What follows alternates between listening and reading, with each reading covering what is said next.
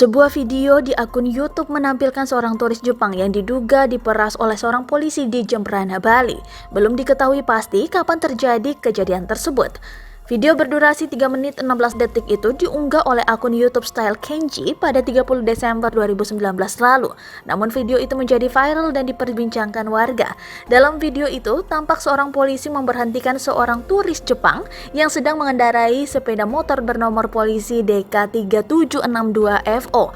Polisi tersebut lalu memeriksa kelengkapan surat-surat kendaraan. Kemudian, polisi itu mengatakan bahwa surat-surat sudah lengkap. Namun, lampu bagian depan motor tidak menyala, sehingga turis yang mengendarai motor harus dikenakan denda atau penalti.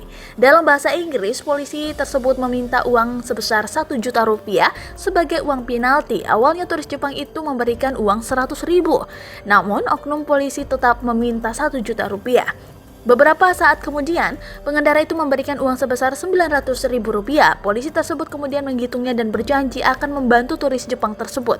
Saat dikonfirmasi, Kapolres Jembrana AKBP Ketut Gede Adi Wibowo mengatakan masih mendalami konten dalam video tersebut. Meski demikian, dia mengaku bahwa polisi dalam video itu adalah salah satu anggotanya.